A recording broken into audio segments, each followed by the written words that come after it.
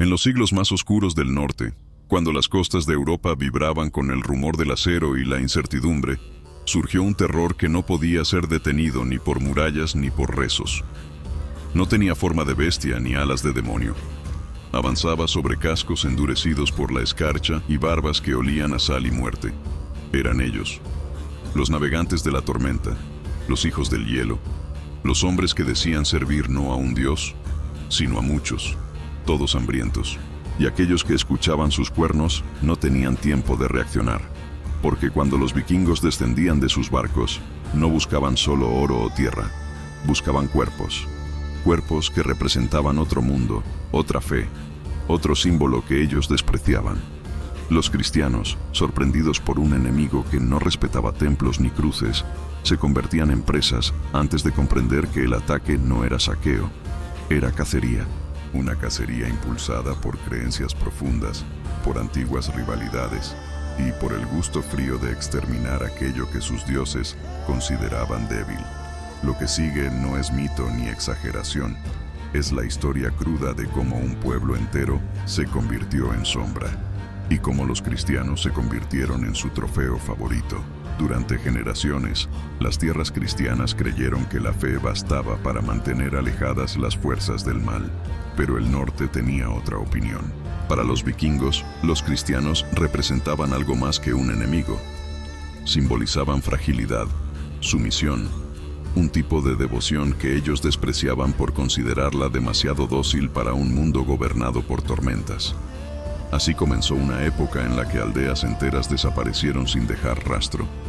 No por enfermedad, no por hambre, sino por la ferocidad organizada de guerreros que cazaban personas como si fueran botín vivo. En esta narración se descubrirá no solo cómo eran perseguidos, sino cómo funcionaba la lógica detrás de cada ataque. Desde la llegada silenciosa de los Drácars hasta la forma en que seleccionaban a sus víctimas, marcando diferencias entre quienes morirían rápido y quienes serían llevados al norte para destinos todavía más crueles.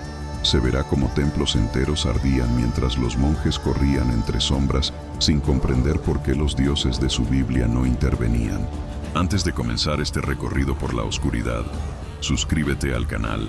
Aquí no contamos historias dulces ni finales cómodos. Aquí desenterramos o que muchos prefieren esquecer, las guerras que la fe no pudo detener, los rituales que el norte jamás perdonó y los relatos que jamás aparecieron en los sermones cristianos. Si te gustan historias crudas, ocultas y hechas para quienes no temen conocer la verdad, entonces bienvenido. La costa de Northumbria se preparaba para un amanecer tranquilo cuando la primera sombra se deslizó sobre el horizonte. No era nube ni neblina. Era el lomo oscuro de un dracar avanzando sin sonido, como un depredador oculto bajo aguas frías. Los monjes del monasterio de Lindisfarne, hombres dedicados al silencio y la oración, no estaban entrenados para reconocer señales de guerra. No sabían que la posición del sol en aquel instante significaba que los navegantes habían escogido el ángulo perfecto para atacar sin reflejos, sin brillos, sin aviso. Los vikingos no descendían al azar. Observaban mareas, calculaban tiempos, estudiaban hábitos. La cacería comenzaba mucho antes de que el primer cristiano escuchara pasos. Cuando la quilla tocó la arena, 30 hombres descendieron con movimientos precisos, casi rituales. Sus ojos se movían como los de lobos hambrientos, midiendo distancias, identificando presas. Para ellos, los cristianos eran vulnerables no solo físicamente, sin armas, sin murallas, sin preparación, sino espiritualmente. Creían que cualquier hombre que temblara ante un Dios clavado en una cruz no podría ofrecer una pelea digna. Esa era la base psicológica de la cacería, desprecio absoluto. El primer monje que vio a los invasores corrió hacia la capilla, gritando por ayuda. No llegó a terminar su súplica. Un hacha lo alcanzó por la espalda, quebrando su columna con un golpe seco que resonó en las piedras del templo. No hubo gritos prolongados. La brutalidad era eficiente. Otros intentaron cerrar las puertas, pero los vikingos avanzaron como un oleaje oscuro, empujando, rompiendo, aplastando. Para ellos, aquellas figuras encapuchadas no eran omens de fe, eran símbolos de un mundo que merecía ser triturado. Cada cristiano capturado era tratado como parte de un inventario. Los vikingos se paraban rápido. Demasiado viejo, inútil, demasiado frágil, dejar. Joven, fuerte, llevar. Sacerdote, humillar. Escriba, romper manos. Los guerreros no dejaban rastros por descuido, sino por intención. Quemaban escrituras, destruían reliquias, arrancaban campanas. No atacaban para robar, atacaban para reescribir la jerarquía espiritual, para mostrar que seus deuses eran más fuertes, más agresivos y más dignos de respeto. En la orilla, un joven cristiano intentó escapar corriendo hacia el bosque. 3 vikingos fueron tras él, no por necesidad, sino por diversión. A los ojos del norte, un hombre que huía sin pelear era una criatura incompleta, algo entre humano y animal. Lo atraparon cerca de un desnivel y lo levantaron por los brazos, examinándolo como si fuera un objeto de trueque. Uno de ellos murmuró algo en nórdico antiguo, señalando la forma en que el muchacho temblaba. Para ellos, ese temblor confirmaba que estaban haciendo la voluntad de sus dioses. El asalto no duró más de 20 minutos, y cuando terminó, el monasterio, antes un símbolo de paz, se convirtió en un silencio espeso lleno de humo. Los sobrevivientes eran arrastrados hacia el dracar con cuerdas en el cuello. Algunos lloraban, otros rezaban, otros miraban en shock, incapaces de comprender por qué un pueblo desconocido los había elegido como presa. La verdad era simple: los vikingos cazaban cristianos no por riqueza, sino por significado. Cada captura era una victoria espiritual, un mensaje para los dioses, y esa cacería apenas había comenzado. El dracar avanzaba como una bestia hambrienta, abriendo las aguas frías del Mar del Norte. A bordo, los vikingos trabajaban en silencio, ajustando cuerdas, revisando armas, afilando filos. Para ellos, la cacería no terminaba al capturar cristianos. Apenas había cambiado de etapa. La travesía de regreso era una prolongación del ritual, un momento donde evaluaban a los prisioneros como quien evalúa ganado antes de una feria. No había insultos, ni gritos, ni explicaciones. Solo miradas duras que medían huesos, resistencia y miedo. El líder del grupo, un guerrero llamado Dagfinn, el Sarnoso, caminaba lentamente entre los capturados. Su rostro estaba marcado por cicatrices que parecían mapas de batallas pasadas. Pasaba su mano por las barbas de los cristianos, levantaba mentones, observaba dientes, palpaba músculos. Para él, la utilidad de un prisionero definía si viviría 2 días o 20 años. Un monje joven intentó hablar, suplicando en latín. Dagfinn no entendía las palabras, pero entendió el tono. Lo miró con una calma extraña y luego señaló a 2 de sus hombres. Ellos empujaron al monje hacia el borde del barco. No le dijeron nada. No lo golpearon. Simplemente lo soltaron. El cuerpo cayó al mar sin un sonido claro, tragado por las olas grises. Los demás prisioneros se quedaron rígidos, comprendiendo que la misericordia no formaba parte del viaje. Para los vikingos, el mar era juez. Quien no podía mantenerse de pie durante la travesía no merecía ver las costas del norte. Horas después, mientras el viento golpeaba la embarcación con fuerza, los guerreros comenzaron un tipo de ritual silencioso. Reunían objetos arrebatados del monasterio, crucifijos, pergaminos, reliquias, telas litúrgicas. Las apilaban en el centro del dracar para inspeccionarlas. No buscaban oro. Sabían que los cristianos pobres no podían ofrecer mucho. Lo que buscaban era entender al enemigo. Para ellos, cada símbolo cristiano era evidencia de una fe frágil, algo que confundían con debilidad. Tomaron una gran cruz de madera. Uno de los guerreros la levantó, contemplándola con una mezcla de desprecio y curiosidad. Luego la partió sobre su rodilla, como si fuera un juguete barato. Los cristianos observaron el acto con horror, pero ninguno se atrevió a protestar. El silencio era más seguro que la valentía. Más adelante, cuando el mar estaba calmo, los vikingos iniciaron una ceremonia de celebración. Arrojaban trozos de las reliquias al agua, creyendo que hacerlo fortalecía el favor de sus dioses. Para ellos, destruir símbolos cristianos era una ofrenda tan válida como derramar sangre inimiga. El mar se convirtió en un cementerio de restos sagrados, cada pieza hundiéndose lentamente en la oscuridad acuática. Los prisioneros comenzaron a entender algo fundamental. Ellos no eran odiados individualmente. No era personal, era doctrinal. Existían para convertirse en prueba viviente de que la fe cristiana no tenía poder en el norte. Al anochecer, las estrellas brillaban sobre un cielo completamente despejado. Los vikingos aprovechaban ese silencio para contar historias. Historias de aldeas quemadas, de templos saqueados, de cristianos que intentaron resistir y fueron quebrados como ramas secas. Sus voces eran bajas pero firmes, como si compartieran lecciones de caza más que relatos de guerra. Mientras tanto, en la parte trasera del Drakkar, los prisioneros eran obligados a permanecer de rodillas. El frío les entumecía las manos, las olas los empapaban con agua helada. Pero lo peor no era el clima, lo peor era el futuro. Ninguno sabía qué les esperaba. Algunos imaginaban morir pronto, otros fantaseaban con escapar, y otros, ya sin esperanza, aceptaban el destino, pero estaban equivocados. El destino que los aguardaba era mucho más largo y mucho más oscuro. La llegada al norte no fue anunciada por tierra firme, sino por el cambio en el aire. De repente, el olor de sal fue reemplazado por el de madera húmeda y pinos viejos. Los prisioneros levantaron la vista y vieron montañas oscuras, acantilados afilados y fiordos que parecían fauces gigantes abiertas para devorar cualquier embarcación.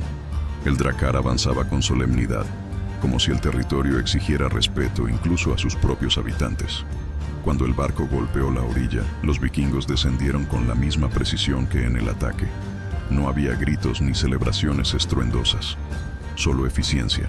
Para ellos, regresar con prisioneros era parte natural de su ciclo de guerra. No se presumía, se asumía. Los cristianos fueron empujados hacia una senda estrecha que subía entre piedras y árboles nudosos. La nieve, aunque fina, mordía los pies de los descalzos. En cada curva podían ver pequeñas aldeas, casas de madera ennegrecida por siglos de humo, mujeres cargando cubetas congeladas y niños observando con miradas frías. No había compasión, no había curiosidad. Parecía que todos estaban acostumbrados a ver hombres extranjeros encadenados. La primera parada fue un recinto cercado por estacas. No era una prisión, era un mercado humano.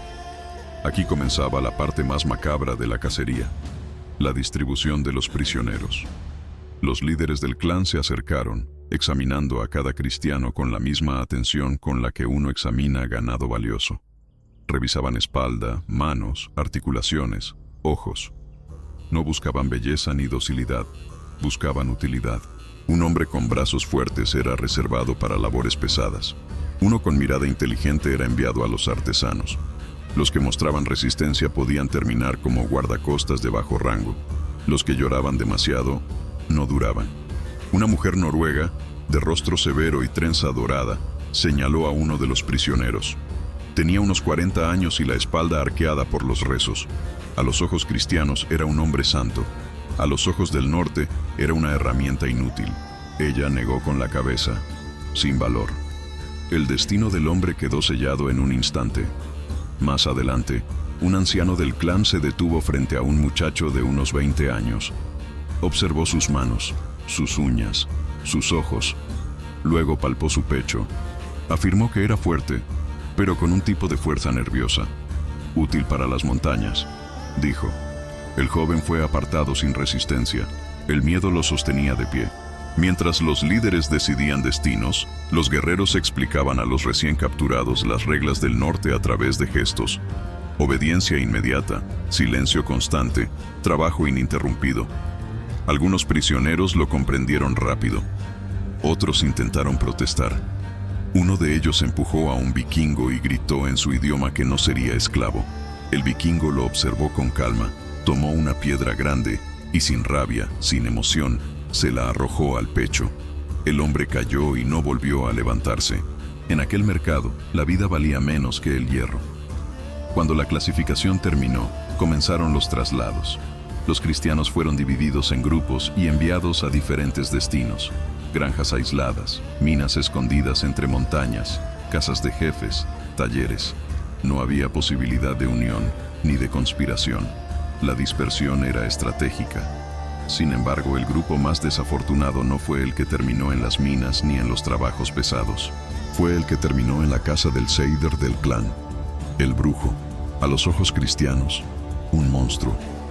A los ojos vikingos, un consejero espiritual. A los ojos del mundo, un hombre que veía a los cristianos como piezas rituales. Y los prisioneros pronto descubrirían que la cacería no había terminado. Apenas estaba cambiando de forma. El brujo del clan, conocido entre los suyos como Halvard, el de los ojos vacíos, vivía apartado de la aldea principal, en una estructura que parecía menos una casa y más una herida abierta en la tierra. Su techo estaba cubierto con pieles endurecidas por el frío, amarradas con cuerdas negras que el viento golpeaba noche tras noche. La puerta, hecha de tablones antiguos, no tenía cerradura, no porque confiara en los hombres, sino porque confiaba en aquello que habitaba dentro con él. Los prisioneros enviados a Halvard no sabían qué esperar.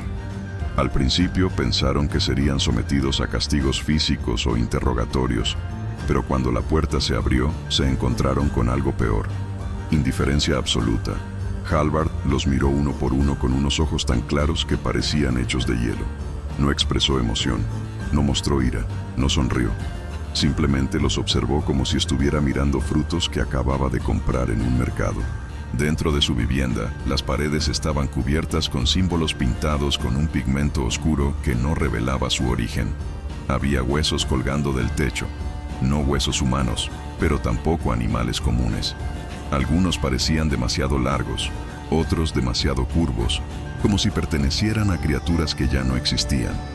Un olor espeso inundaba el aire, una mezcla de humo, plantas quemadas y algo más. Algo que recordaba a trigo viejo mezclado con sangre seca. Halvard comenzó su proceso.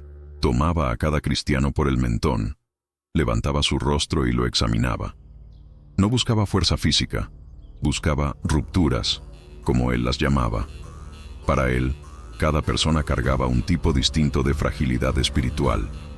Y los cristianos, con sus rezos y su sumisión, tenían una en particular que él encontraba útil: el miedo religioso, no al dolor, no a la muerte, sino al abandono divino. Un prisionero, un joven escriba que antes de ser capturado copiaba manuscritos en un monasterio, cayó de rodillas al ver los símbolos del brujo. Halvard lo observó con la cabeza inclinada y murmuró algo en nórdico antiguo. Uno de los guerreros tradujo con un gesto simple: «Este servirá». El escriba fue llevado al fondo de la vivienda, donde una mesa de piedra esperaba, fría como el invierno. Halvard colocó objetos sobre ella: plumas antiguas, fragmentos de madera quemada, un cuenco lleno de un líquido rojizo que no parecía vino. Comenzó a dibujar símbolos en los brazos del muchacho usando el líquido, murmurando palabras que no pertenecían a ninguna lengua viva. Los otros prisioneros miraban con terror, incapaces de entender si aquello era tortura, ritual o preparación para algo peor. Pero había algo claro: Halvard no los veía como humanos. Para él, eran herramientas que conectaban dos mundos. Cristianos y vikingos eran enemigos en la superficie, pero el brujo los veía como polos espirituales opuestos, capaces de generar energía si se manipulaban correctamente. Mientras trabajaba con el escriba, Halvard explicó, sin dirigirse a los prisioneros, solo usando su voz ronca dirigida al aire, que los cristianos creían en un Dios único, mientras que su pueblo servía a varios, y esa diferencia creaba una tensión natural. Los cristianos temían a lo sobrenatural, los vikingos lo abrazaban, y él, Halvard, vivía del choque entre esos dos mundos. Cuando terminó su primera lectura, ordenó que el escriba fuera llevado atrás, a un cuarto oscuro que olía a madera mojada. Luego señaló a otro prisionero, un hombre mayor. Sus temblores delataban que no duraría mucho. Halvard lo ignoró. Le interesaban los que podían resistir días, no horas. Entonces ocurrió algo inesperado. Una mujer cristiana entre los prisioneros dio un paso adelante. No hablaba su lengua, pero su gesto era claro. Ofrecía su lugar para proteger al anciano. Halvard la observó con curiosidad. No entendía el sacrificio voluntario. Era una lógica extraña para él. Le tomó la mejilla. Giró su rostro hacia la luz y estudió sus ojos. Luego asintió, como si hubiera encontrado algo valioso en ella. El anciano fue liberado para tareas menores, mientras la mujer era conducida hacia la mesa de piedra. Los demás prisioneros entendieron que Hallvard no elegía por compasión, elegía por utilidad. Y las personas con alma fuerte, con voluntad firme, eran las más útiles. En el mundo del brujo, el valor era una maldición. Los prisioneros comenzaban a comprender. Ser cazado por los vikingos no significaba simplemente ser capturado. Significaba convertirse en parte de un sistema espiritual que ellos jamás imaginaron. Y Hallvard estaba lejos de haber terminado con ellos. La selección de Hallvard no era un proceso rápido. Duraba días. Cada prisionero pasaba por etapas diferentes, como si fueran piezas movidas en un tablero cuyo propósito solo el brujo comprendía. La mujer cristiana que había intercambiado su lugar por el anciano fue sometida a pruebas que no tenían sentido para quienes solo conocían los rezos cristianos. En la mesa de piedra, Hallvard trazaba símbolos en su piel usando un pigmento oscuro. No era tinta, no era pintura. Era ceniza mezclada con un líquido que él obtenía de un cuenco cubierto con piel de animal. Mientras trabajaba, murmuraba palabras en un dialecto tan antiguo que ni los vikingos más viejos lograban entender por completo. Los guerreros que lo asistían mantenían distancia, no por miedo físico, sino espiritual. Hallvard era respetado, incluso temido, no por su fuerza, sino por aquello que supuestamente veía en los ojos de los hombres. Cuando la mujer fue llevada a una esquina del cuarto para descansar, otros prisioneros observaron las marcas en sus brazos. Parecían líneas conectadas, como raíces negras extendiéndose bajo la piel. Ella no lloraba, no hablaba, solo respiraba lento, como si temiera que el aire la quebrara. Mientras esto ocurría, Hallvard se interesó por un prisionero en particular, un hombre de mirada desafiante, que en su vida cristiana había sido soldado de un pequeño feudo. Aunque no hablaba nórdico, su postura era firme. Eso llamó la atención del brujo. Hallvard lo rodeó en silencio, midiendo cada reacción. Luego tomó una rama torcida del suelo y la acercó al rostro del hombre. Este no retrocedió, no parpadeó. Hallvard sonrió. Un gesto casi imperceptible, pero suficiente para que los otros vikingos entendieran que aquel prisionero acababa de ascender de valor. No iba a ser desechado, tampoco vendido. Sería guardado para algo más complejo. Esa noche, Hallvard ordenó que el grupo elegido, la mujer, el escriba, el soldado y 2 prisioneros más, fuera trasladado a una cabaña cercana al bosque. No era un escondite, era un santuario.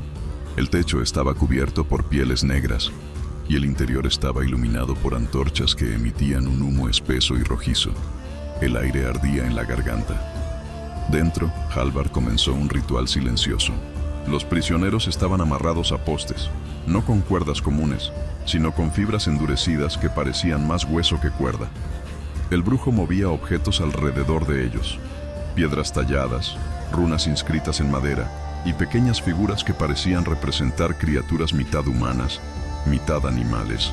Los vikingos que observaban mantenían una distancia respetuosa. Incluso los guerreros más brutales evitaban acercarse demasiado. Para ellos, el trabajo del brujo era terreno prohibido, una frontera donde el mundo físico y el espiritual se mezclaban de una manera que nadie comprendía del todo. Hallvard, con una calma inquietante, comenzó a hablar en voz baja. Los prisioneros no entendían las palabras, pero entendían el tono. Era un tono dirigido a alguien que no estaba allí, o que estaba en todas partes. Uno de los guerreros murmuró en nórdico: «Está llamando a los antiguos». La mujer cristiana sintió un escalofrío, no por el frío, sino porque algo en la sala empezó a cambiar. El aire se volvió más pesado, como si la cabaña estuviera siendo comprimida por una fuerza invisible. El escriba comenzó a rezar en latín. Hallvard lo golpeó con una rama de abedul, pero no para hacerle daño físico. Lo golpeó en el pecho, justo donde el corazón latía rápido. Era un gesto simbólico, como si quisiera apagar una llama. El soldado cristiano tensó los músculos, intentando romper sus ataduras. No pudo. Cada movimiento hacía que las fibras se cerraran más alrededor de sus muñecas. Entonces, Hallvard colocó una vasija en el centro de la cabaña. Dentro, ardía una mezcla rojiza que cambiaba de color con cada movimiento del brujo. No era fuego común, quemaba sin consumir, y de su centro emergía un sonido apagado, como un gemido largo que no pertenecía a ningún ser vivo. Los prisioneros comenzaron a estremecerse. Los vikingos retrocedieron un paso. Hallvard alzó las manos, y la cacería, que había comenzado miles de kilómetros al sur, entró en una fase que ningún cristiano había vivido para contarlo. En cuanto la vasija encendida empezó a emitir un humo oscuro, los prisioneros sintieron que la realidad dentro de la cabaña se deformaba. Los postes a los que estaban amarrados crujían, no por el fuego, sino por una vibración que recorría el suelo. Los símbolos pintados en las paredes parecían moverse, retorcerse, como si algo detrás de ellos intentara salir. Hallvard, con los ojos entrecerrados, parecía escuchar una melodía que nadie más podía oír. El humo se elevó en espirales largas, tocando el techo antes de expandirse hacia los costados, envolviendo a los prisioneros. El escriba comenzó a llorar. La mujer cerró los ojos con fuerza, respirando como si estuviera pariendo dolor. El soldado, sin embargo, mantuvo la mirada fija en Hallvard, como si desafiara la oscuridad misma. Hallvard dio un paso adelante, luego otro. Su sombra se proyectaba enorme contra las paredes. De repente, tomó una pequeña runa tallada en hueso y la presionó contra el brazo del soldado. El hombre gritó, no de daño físico, sino de un frío que entró directo en su piel, como si algo estuviera intentando abrirse paso desde dentro.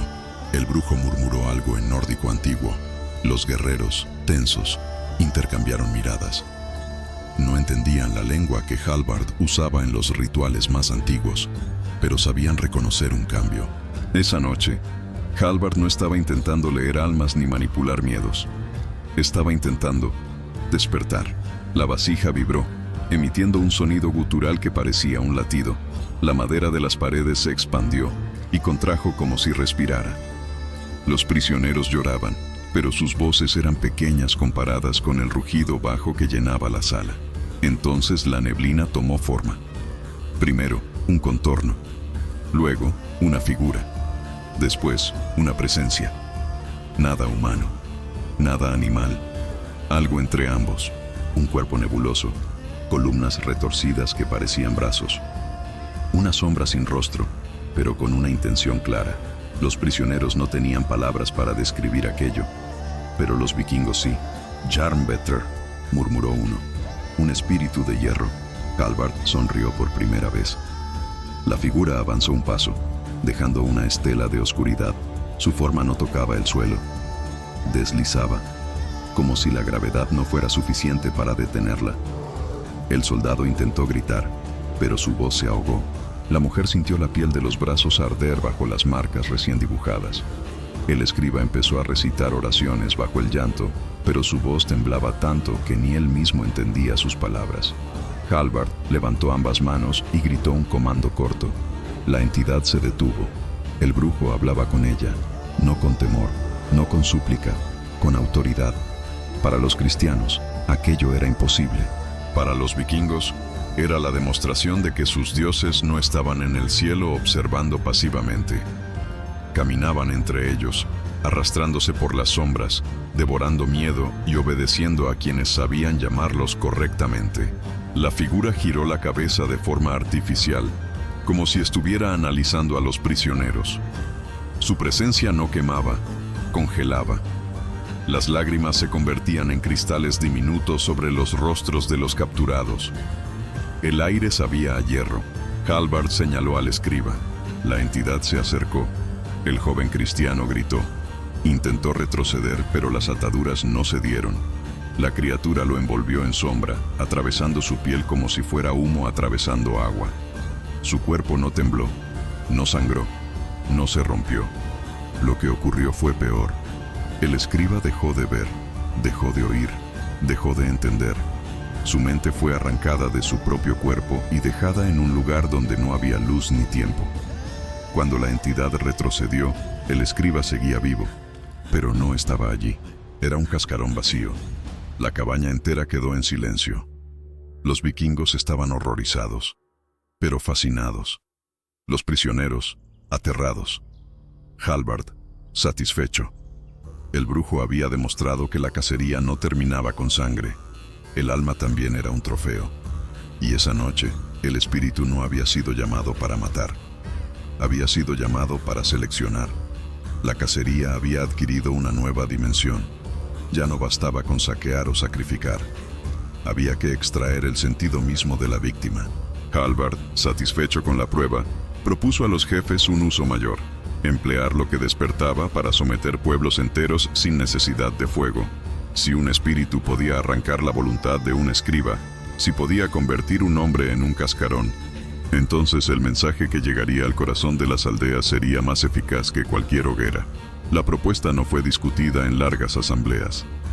Entre guerreros, las decisiones que significaban ventaja se tomaban con rapidez.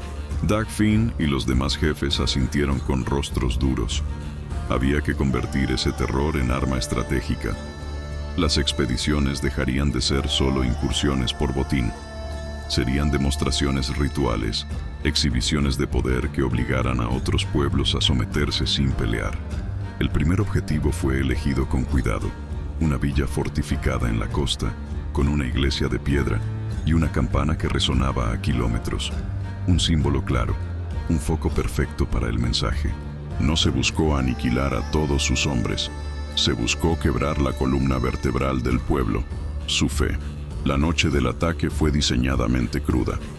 Los Drakkars se acercaron con todas las velas apagadas.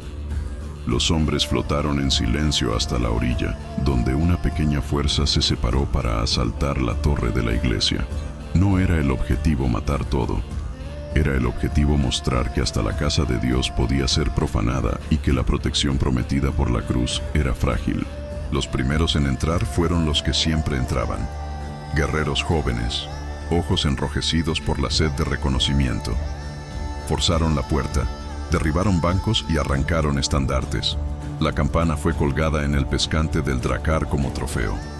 Luego, con la destreza que había convertido al norte en leyenda, colocaron runas quemadas en los muros con aceite y sangre, signos que decían en su idioma: esto es nuestro. Pero lo clave fue la ceremonia del mediodía siguiente. Ante la plaza desierta, sin un ejército que atacar, Hallvard condujo su ritual público. No buscó encerrarlo entre cuatro paredes. Necesitaba espectadores. Quienes vieran lo que podía hacer, no olvidarían. Ató a 2 hombres en el centro. Uno era un anciano sacerdote, el otro un joven herrero que había intentado esconder armas para el pueblo. Hallvard recitó, y la vasija ardiente repitió aquel gemido bajo que ya conocían. La figura apareció, densa y fría. Esta vez, la entidad no arrancó mentes al azar.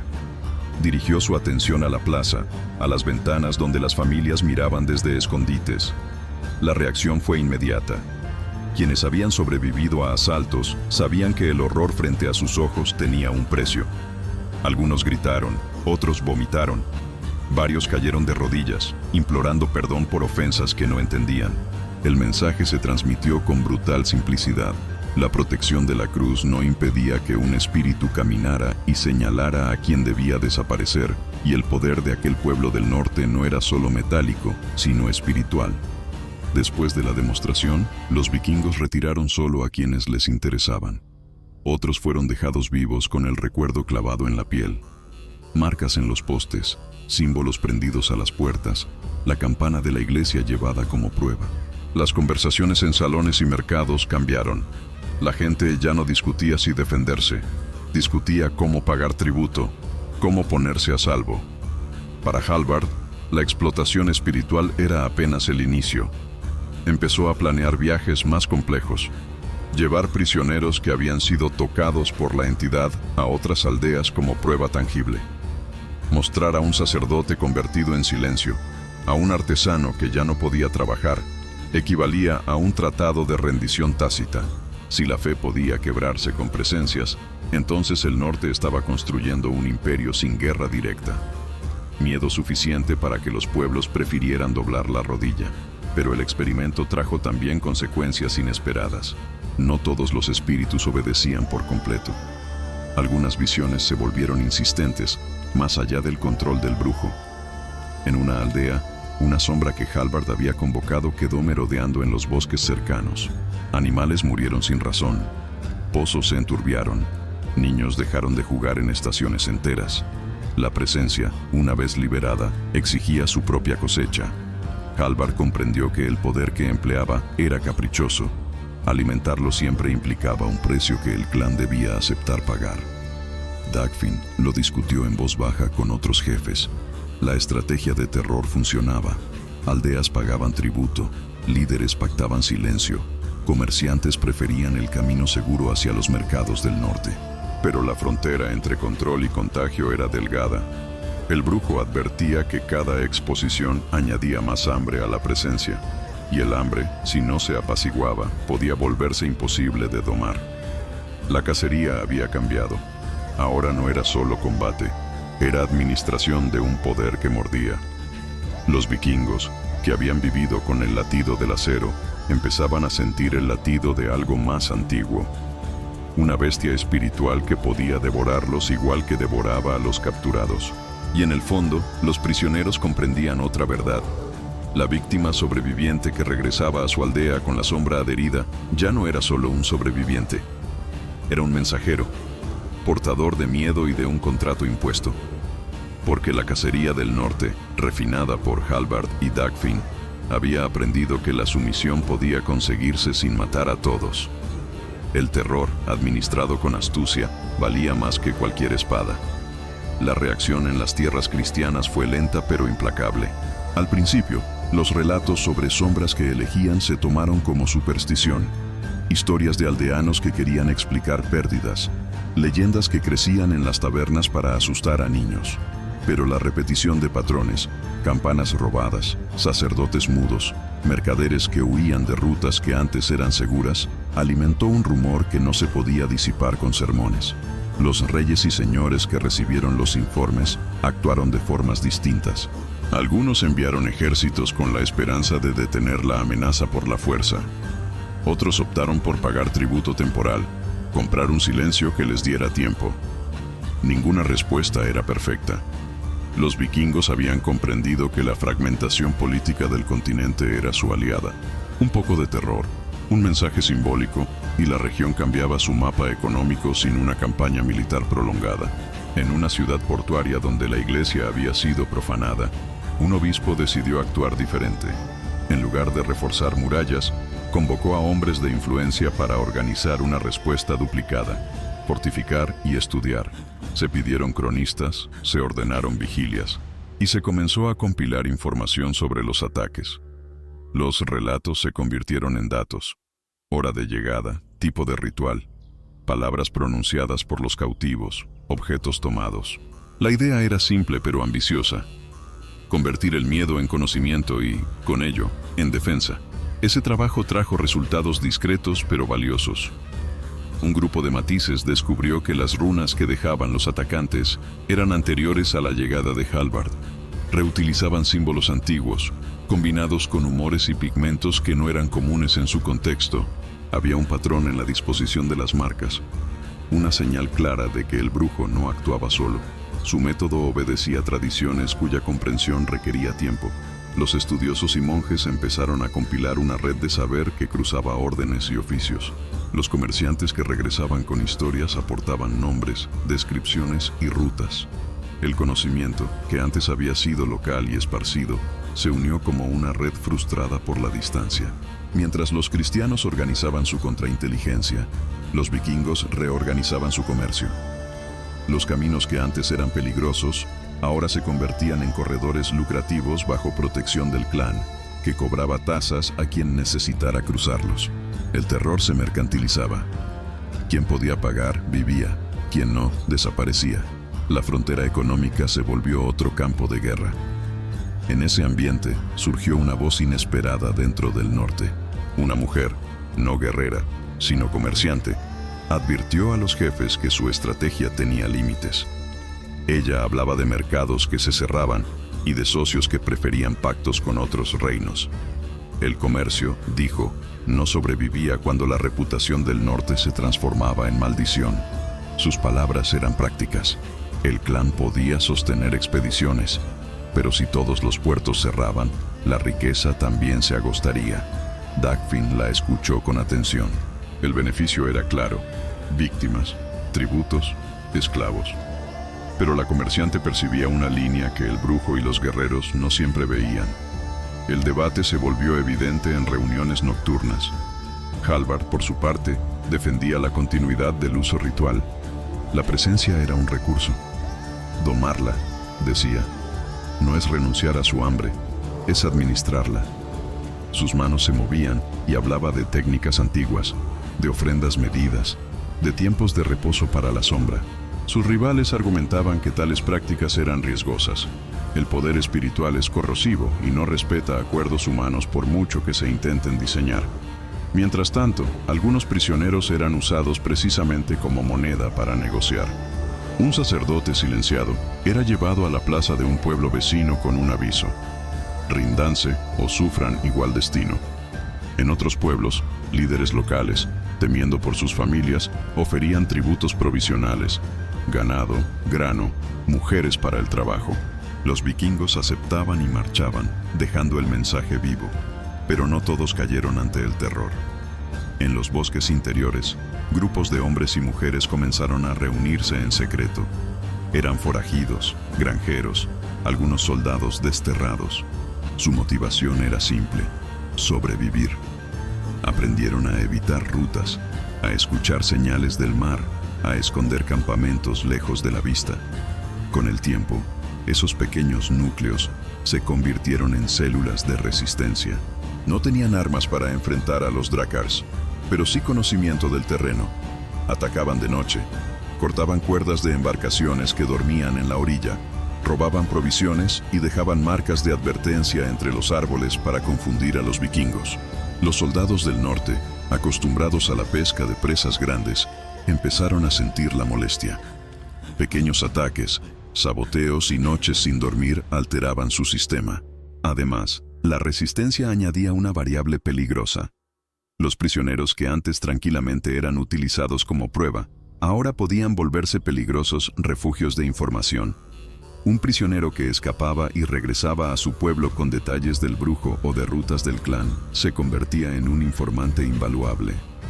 El conflicto, por tanto, evolucionó en múltiples frentes: mercados, rituales, espionaje y guerrilla. Ni Hallvard ni Dagfinn podían garantizar el control absoluto. El juego se volvía más complejo. Y entre esa complejidad, los prisioneros seguían siendo piezas intercambiables, instrumentos para un fin mayor. En el centro de todo, la pregunta empezó a resonar: ¿hasta dónde estaba dispuesto el norte a llegar para imponer su ley?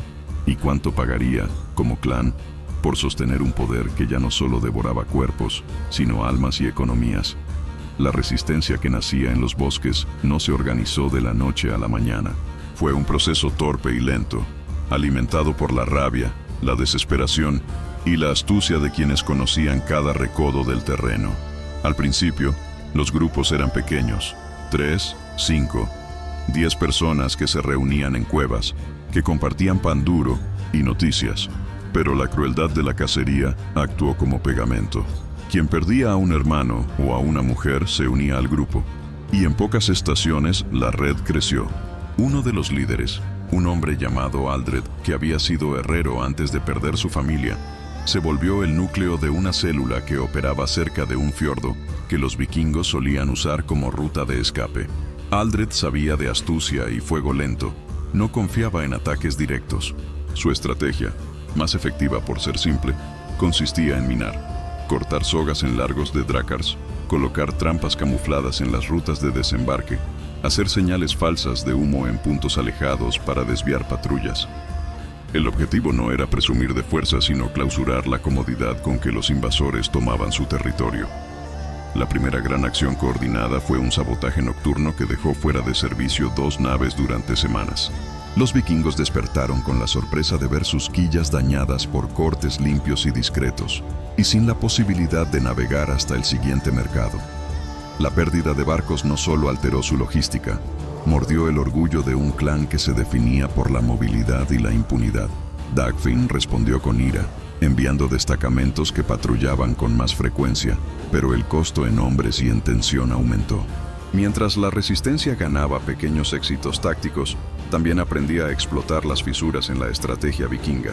Halvard, confiado en la superioridad de su poder ritual, comenzó a exigir sacrificios más frecuentes. Eso, en la práctica, significó más prisioneros disponibles para exhibición y experimentación. Y eso, a su vez, amplió la ventana de acción de la resistencia. Más prisioneros transportados significaba más oportunidades de interrupción en rutas, más guardias divididos y más posibles aliados que escapaban para aportar información. En una noche fría, Aldred y su grupo interceptaron una caravana de prisioneros que iba hacia la cabaña de Halvard. La escaramuza fue brutal: palos, cuchillos improvisados y fuego. No lograron liberar a todos, pero rescataron a varios. Y, lo más importante, obtuvieron documentos y notas. Pequeñas piezas de pergamino donde Halvard anotaba símbolos, fechas y nombres. Para los estudiosos cristianos que ya trabajaban en la retaguardia, esas notas fueron tesoros. Permitieron comprender parcialmente los ritmos del brujo, sus tiempos y sus límites. Con esa inteligencia, las células de resistencia empezaron a planificar ataques dirigidos, no para derrotar al clan en campo abierto, sino para destruir el epicentro del terror. Si Halvard era la llave del miedo, su cabaña debía dejar de funcionar. Aldred no era hombre de rituales. Era hombre de hierro y fuego. Con artesanos locales y algunos desertores que habían conocido el interior del clan, prepararon un plan para incendiar la casucha del brujo en una noche en que la luna no brillaría. La operación exigía paciencia. Se estudiaron patrullas, guardias y hasta costumbres del brujo. Descubrieron que Halvard dormía en cortes cortos y que el brujo protegía ciertos objetos con rituales que requerían tiempo. La resistencia no buscaba una victoria gloriosa. Buscaba la anulación del sistema de control. Si Halvard caía y sus herramientas se perdían, la presencia perdería su conducto y, con suerte, se debilitaría. La noche de la incursión llegó con viento del norte. La gente se movió como un solo cuerpo, silenciosa, determinada. Cada paso fue calculado. Llegaron hasta la cabaña y colocaron cargas de paja y aceite en puntos precisos. Los incendios intencionales, combinados con cortes en las sogas de protección, crearon un caos controlado. Llamas que seguirían un patrón, humo que cubriría rutas de retirada, pequeños fuegos que servirían como señuelos. Cuando la cabaña ardió, la reacción fue inmediata. Halvard, sorprendido, luchó entre humo y sombras. Se dijo que gritó en lenguas que nadie comprendió, que las runas se torcieron y que las figuras pintadas en las paredes lloraron humo. Los vikingos acudieron, pero la resistencia ya había hecho su trabajo. Las herramientas del brujo estaban destruidas o corrompidas. Las vasijas que usaba para invocar se habían quebrado. Los instrumentos tallados en hueso estaban carbonizados. La derrota no fue total. Halvard escapó según las leyendas locales. Algunos dicen que fue arrastrado por su propia criatura, otros que huyó al bosque y nunca volvió. Lo cierto es que, desde aquel fuego, la conducción de la presencia se volvió errática. Sin el aparato ritual del brujo, la sombra perdió coherencia. Algunos prisioneros recobraron parte de sí. Otros permanecieron mudos por tiempos prolongados. Más importante aún, la moral de los que quedaban del clan se resquebrajó. Sin embargo, la victoria vino con precio. El clan pagó venganza. Los vikingos emprendieron razzias más feroces en lugares que consideraban colaboradores. Aldred y su gente perdieron vidas, pero la acción demostró algo esencial. El terror es poderoso, pero administrado por humanos susceptibles a errores y ataques planificados. El fuego de la resistencia no solo quemó madera, encendió una chispa de esperanza. Cuando Halvard desapareció tras el incendio de su cabaña, el clan perdió más que un brujo. Perdió su dirección espiritual, su brújula de miedo, la estructura que organizaba su terror como arma. Aún así, Dagfinn, los jefes y los guerreros restantes no abandonaron la venganza.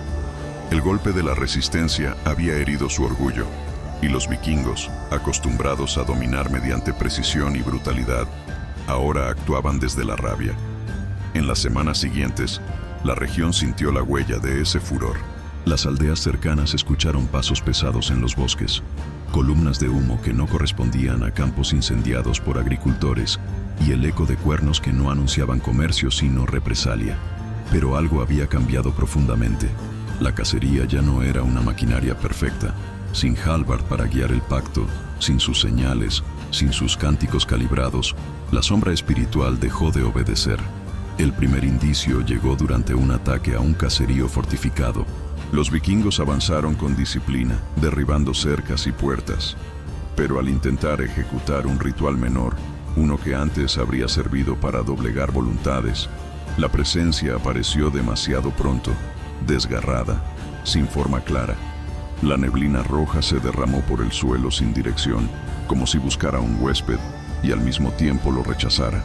Los guerreros retrocedieron. Algunos cayeron de rodillas, otros perdieron el control de sus armas por unos instantes. Era evidente. La entidad ya no reconocía órdenes. Estaba libre y hambrienta. Dagfinn ordenó repliegue inmediato. No por misericordia, por supervivencia. La sombra ahora era un enemigo adicional del que no podían protegerse. Y mientras los vikingos retrocedían hacia su territorio, la resistencia percibió el momento. Aldred y sus hombres, informados por refugiados que habían visto la neblina comportarse con violencia errática, concluyeron que el final del terror no requería una guerra frontal. Requería presión constante, desgaste calculado y la pérdida total de la confianza vikinga en su propio poder espiritual. Los ataques de guerrilla se intensificaron. No eran golpes grandes, pero eran quirúrgicos. Trampas que inutilizaban naves, emboscadas que hacían perder provisiones, incendios aislados en almacenes, rutas bloqueadas con troncos. Los vikingos, que siempre habían sido maestros del territorio ajeno, ahora se encontraban atrapados en laberintos que no comprendían. La inseguridad minaba la moral.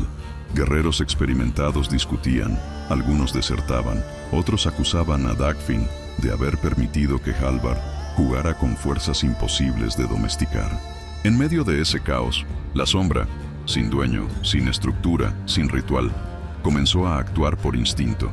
Se movía por el bosque, atraída por la sangre, por el conflicto, por el eco de antiguas ofrendas. No distinguía entre cristianos o nórdicos. Atacaba donde encontraba grietas emocionales o físico. Aldred perdió 2 hombres cuando intentaron explorar un claro contaminado por aquella neblina. Los vikingos perdieron 7 en otra zona donde la presencia descendió de los árboles como un manto denso. Era evidente, el pacto roto había liberado un depredador sin línea de lealtad. Dagfinn, cada vez más debilitado, convocó una última reunión entre sus jefes. El debate fue tenso. Algunos exigían reconstruir las prácticas de Halvard a partir de las notas recuperadas. Otros querían abandonar la región por completo. Pero la sombra, como si escuchara, respondió esa noche con violencia. Se desplazó hacia el campamento principal del clan y envolvió la zona.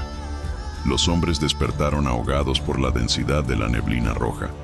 Armas chocaron en la oscuridad, no contra enemigos visibles, sino contra figuras distorsionadas que surgían y desaparecían. El caos fue absoluto. Cuando la sombra finalmente se dispersó, solo quedaba un silencio que parecía un luto. Dagfinn sobrevivió, pero su espíritu se quebró. Comprendió que no era posible gobernar un poder que superaba la ambición humana. Esa noche, el jefe ordenó retirada completa del continente. Lo que Halvard despertó ya no es nuestro. No podemos alimentarlo. La marcha de regreso fue lenta, marcada por pérdida, por miedo y por una sensación amarga de derrota. No fueron perseguidos por ejércitos humanos, sino por su propia reputación desmoronada. Los pueblos que antes temían su llegada ahora observaban con mezcla de cautela y esperanza la retirada de quienes habían dominado la región con una dualidad de acero y espíritu. La resistencia no celebró con gritos, celebró con silencio. Sabían que habían sobrevivido a algo que no comprendían del todo y que el precio había sido alto. El bosque, liberado de rituales y pactos, recuperó su calma, no de inmediato. Pero lentamente, las sombras se retiraron. Los animales volvieron, y la nieve dejó de teñirse de rojo. El continente respiró, pero la historia nunca desapareció. Se convirtió en murmullo, en advertencia, en enseñanza. Cuando un pueblo da la espalda a su propia fe para implorar poder a lo desconocido, ese poder nunca llega gratis. Siempre pide algo a cambio, y siempre regresa para cobrar. Si llegaste hasta aquí, ya entendiste por qué esta historia nunca se contó en las crónicas oficiales. No fue solo guerra, Ni solo terror, ni solo invasión. Fue el choque brutal entre dos mundos, uno aferrado a la fe y otro dispuesto a romper cualquier límite para expandir su dominio. Las sombras del norte no desaparecieron, solo cambiaron de forma, cambiaron de dueño, cambiaron de propósito, pero su mensaje sigue siendo el mismo. Las victorias que se obtienen traicionando el alma siempre terminan devorando a quien las persigue. Si quieres más historias crudas, históricas y prohibidas como esta, suscríbete ahora mismo al canal, activa la campana, deja un comentario diciéndome desde qué país nos ves y compárteme qué otra historia quieres que desenterremos del pasado. Aquí contamos lo que otros nunca se atreven a narrar. El norte todavía tiene secretos, y yo estoy aquí para contártelos.